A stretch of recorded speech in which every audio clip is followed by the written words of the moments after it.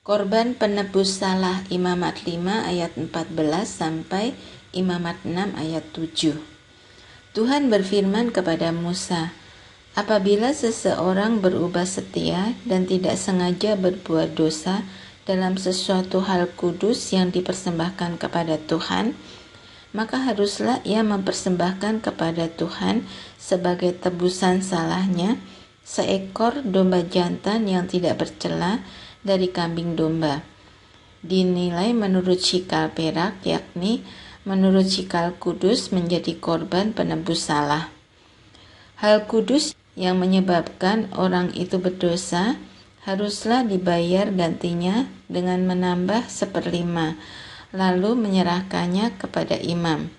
Imam harus mengadakan pendamaian bagi orang itu dengan domba jantan korban penebus salah itu, sehingga ia menerima pengampunan.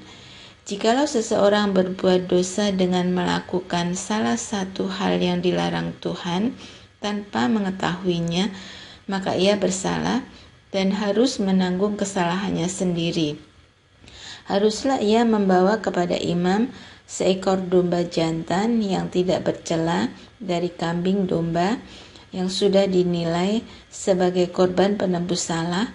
Imam itu haruslah mengadakan pendamaian bagi orang itu karena perbuatannya yang tidak disengajanya dan yang tidak diketahuinya itu, sehingga ia menerima pengampunan.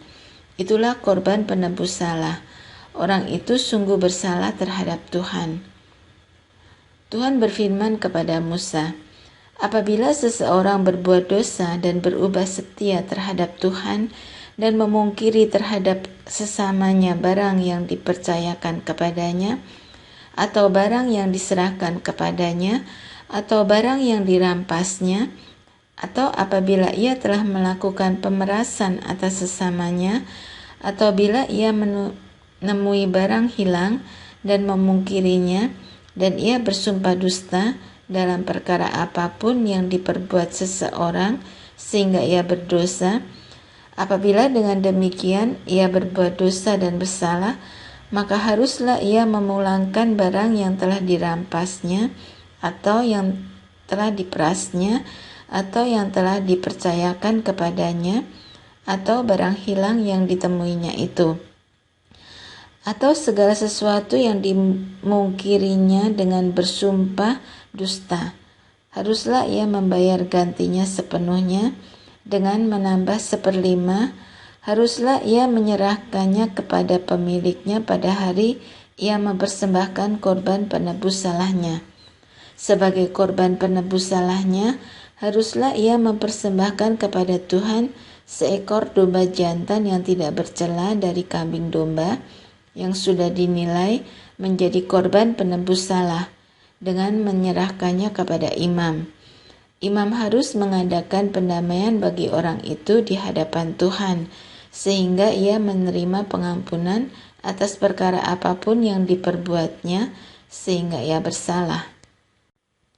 Korban bakaran, Imamat 6 ayat 8 sampai 13. Tuhan berfirman kepada Musa, perintahkanlah kepada Harun dan anak-anaknya, inilah hukum tentang korban bakaran. Korban bakaran itu haruslah tinggal di atas perapian di atas mezbah semalam-malaman sampai pagi, dan api mezbah haruslah dipelihara menyala di atasnya. Imam haruslah mengenakan pakaian lenanya dan mengenakan celana lenan untuk menutup auratnya. Lalu ia harus mengangkat abu yang ada di atas mezbah sesudah korban bakaran habis dimakan api, dan haruslah ia membuangnya di samping mezbah. Kemudian haruslah ia menanggalkan pakaiannya dan mengenakan pakaian lain, lalu membawa abu itu keluar perkemahan ke suatu tempat yang tahir. Api yang di atas mezbah itu harus dijaga supaya terus menyala, jangan dibiarkan padam.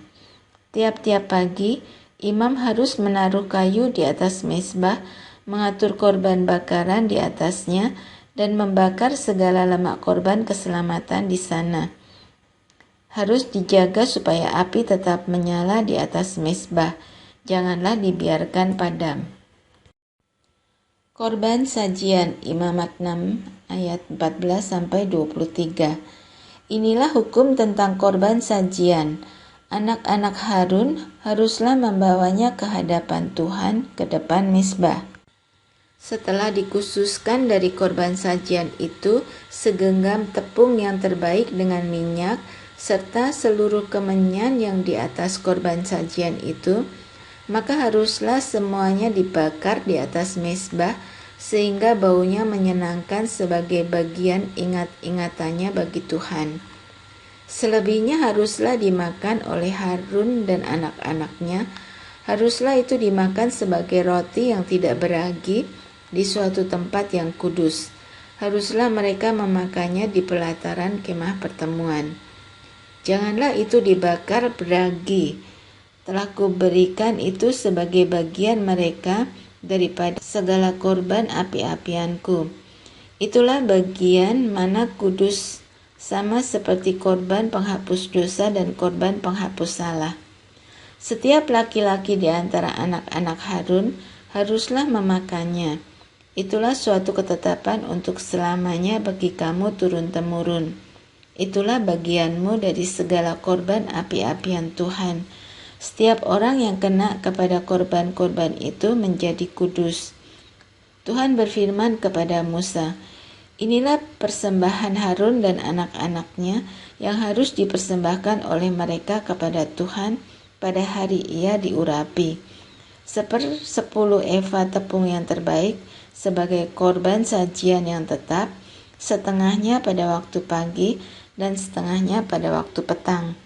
Haruslah itu diolah di atas panggangan bersama-sama minyak. Setelah teraduk haruslah engkau membawanya dan mempersembahkannya sebagai korban sajian, sesudah dibakar dan berpotong-potong sebagai bau yang menyenangkan bagi Tuhan. Dan imam dari antara anak-anaknya yang diurapi sebagai penggantinya haruslah mengolahnya. Itulah suatu ketetapan untuk selamanya. Seluruhnya haruslah dibakar bagi Tuhan. Tiap-tiap korban sajian dari seorang imam itu haruslah menjadi korban yang terbakar seluruhnya, janganlah dimakan. Korban penghapus dosa Imamat 6 ayat 24-30. Tuhan berfirman kepada Musa demikian, katakanlah kepada Harun dan anak-anaknya, inilah hukum tentang korban penghapus dosa. Di tempat korban bakaran disembelih, disitulah harus disembelih korban penghapus dosa di hadapan Tuhan. Itulah persembahan maha kudus. Imam yang mempersembahkan korban penghapus dosa itulah yang harus memakannya. Haruslah itu dimakan di suatu tempat yang kudus, di pelataran kemah pertemuan. Setiap orang yang kena kepada daging korban itu menjadi kudus, dan bila darahnya ada yang terpercik kepada sesuatu pakaian, haruslah engkau mencuci pakaian itu di suatu tempat yang kudus. Dan belanga tanah tempat korban itu dimasak haruslah dipecahkan, dan jikalau dimasak di dalam belanga tembaga, haruslah belanga itu digosok dan dibasuh dengan air. Setiap laki-laki di antara para imam haruslah memakannya. Itulah persembahan maha kudus. Tetapi setiap korban penghapus dosa yang dari darahnya dibawa sebagian ke dalam kemah pertemuan untuk mengadakan pendamaian di dalam tempat kudus, janganlah dimakan, melainkan dibakar habis dengan api. Korban penebus salah, Imamat 7 ayat 1-10. Inilah hukum tentang korban penebus salah. Korban itu ialah persembahan maha kudus. Di tempat orang menyembelih korban bakaran, disitulah harus disembelih korban penebus salah, dan darahnya haruslah disiramkan pada mezbah itu di sekelilingnya. Segala lemak dari korban itu haruslah dipersembahkan, yakni ekornya yang berlemak dan lemak yang menutupi isi perut, dan lagi kedua buah pinggang dan lemak yang melekat padanya yang ada pada pinggang. dan umbai hati yang harus dipisahkan beserta buah pinggang itu. Haruslah imam membakar semuanya itu di atas mezbah sebagai korban api-apian bagi Tuhan. Itulah korban penebus salah. Setiap laki-laki di antara para imam haruslah memakannya. Haruslah itu dimakan di suatu tempat yang kudus. Itulah bagian maha kudus. Seperti halnya dengan korban penghapus dosa, demikian juga halnya dengan korban penebus salah. Satu hukum berlaku atas keduanya. Imam yang mengadakan pendamaian dengan korban itu, bagi dialah korban itu. Imam yang mempersembahkan korban bakaran seseorang, bagi dia juga kulit korban bakaran yang dipersembahkannya itu. Tiap-tiap korban sajian yang dibakar di dalam pembakaran roti dan segala yang diolah di dalam wajan dan di atas panggangan adalah bagi imam yang mempersembahkannya. Tiap-tiap korban bakaran yang diolah dengan minyak atau yang kering adalah bagi semua anak-anak Harun, semuanya dapat bagian. Korban keselamatan, Imamat 7 ayat 11-21. Inilah hukum tentang korban keselamatan yang harus dipersembahkan orang kepada Tuhan. Jikalau ia mempersembahkannya untuk memberi syukur, haruslah beserta korban syukur itu dipersembahkannya roti bundar yang tidak beragi, yang diolah dengan minyak, dan roti tipis yang tidak beragi, yang diolesi dengan minyak, serta roti bundar dari tepung yang terbaik, yang teraduk, yang diolah dengan minyak. Ia harus mempersembahkan persembahan itu beserta dengan roti bundar yang beragi, di samping korban syukur yang menjadi korban keselamatannya. Dan daripadanya, yakni dari setiap bagian persembahan itu, haruslah dipersembahkannya satu roti sebagai persembahan khusus bagi Tuhan. Persembahan itu adalah bagian imam yang menyiramkan darah korban keselamatan. Dan daging korban syukur yang menjadi korban keselamatan itu haruslah dimakan pada hari dipersembahkannya itu. Sedikit pun daripadanya janganlah ditinggalkan sampai pagi. Jikalau korban sembelihan yang dipersembahkan itu merupakan korban nasar atau korban sukarela, haruslah itu dimakan pada hari mempersembahkannya, dan yang selebihnya boleh juga dimakan pada keesokan harinya. Tetapi apa yang masih tinggal dari daging korban sembelihan itu, sampai hari yang ketiga haruslah dibakar habis dengan api.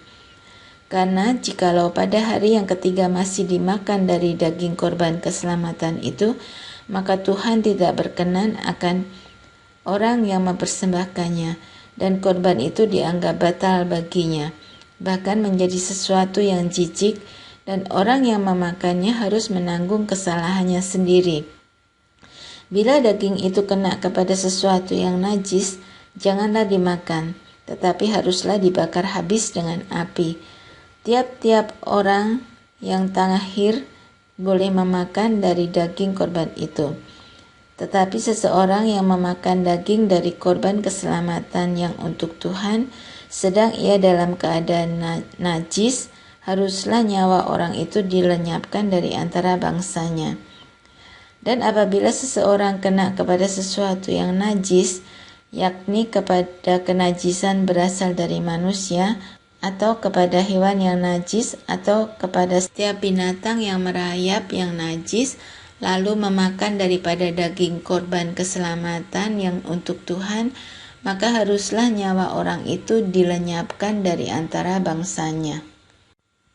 Larangan memakan lemak dan darah, Imamat 7 ayat 22-27.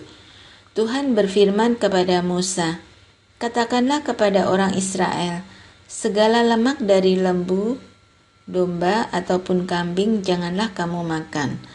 Lemak bangkai atau lemak binatang yang mati diterkam boleh digunakan untuk segala keperluan, tetapi jangan sekali-kali kamu memakannya. Karena setiap orang yang memakan lemak dari hewan yang dipergunakan untuk mempersembahkan korban api-apian bagi Tuhan, nyawa orang yang memakannya itu haruslah dilenyapkan dari antara bangsanya. Demikian juga janganlah kamu memakan darah apapun di segala tempat kediamanmu, baik darah burung-burung ataupun darah hewan. Setiap orang yang memakan darah apapun, nyawa orang itu haruslah dilenyapkan dari antara bangsanya. Bagian imam daripada segala korban keselamatan. Imamat 7 ayat 28-38. Tuhan berfirman kepada Musa demikian, katakanlah kepada orang Israel, orang yang mempersembahkan korban keselamatannya kepada Tuhan, haruslah membawa kepada Tuhan sebagian dari korban keselamatannya itu sebagai persembahannya. Dengan tangannya sendirilah harus ia membawa segala korban api-apian Tuhan. Adapun lemaknya haruslah dibawanya beserta dadanya, supaya dadanya itu diunjukkan sebagai persembahan unjukan di hadapan Tuhan. Lalu haruslah imam membakar lemaknya di atas mezbah, tetapi dadanya itu adalah bagian Harun dan anak-anaknya. Paha kanannya harus kamu serahkan kepada imam sebagai persembahan khusus dari segala korban keselamatanmu. Siapa dari antara anak-anak Harun yang mempersembahkan darah dan lemak korban keselamatan, maka dialah yang harus mendapat paha kanan itu sebagai bagiannya. Karena dada persembahan unjukan dan paha persembahan khusus telah kuambil dari orang Israel dari segala korban keselamatan mereka, dan telah kuberikan kepada Imam Harun dan kepada anak-anaknya. Itulah suatu ketetapan yang berlaku bagi orang Israel untuk selamanya. Itulah bagian Harun dan bagian anak-anaknya dari segala korban api-apian Tuhan pada hari mereka itu disuruh datang untuk memegang jabatan imam bagi Tuhan. Itulah yang harus diserahkan menurut perintah Tuhan dari pihak Israel kepada mereka pada hari mereka itu diurapinya. Itulah suatu ketetapan untuk selamanya bagi mereka turun-temurun.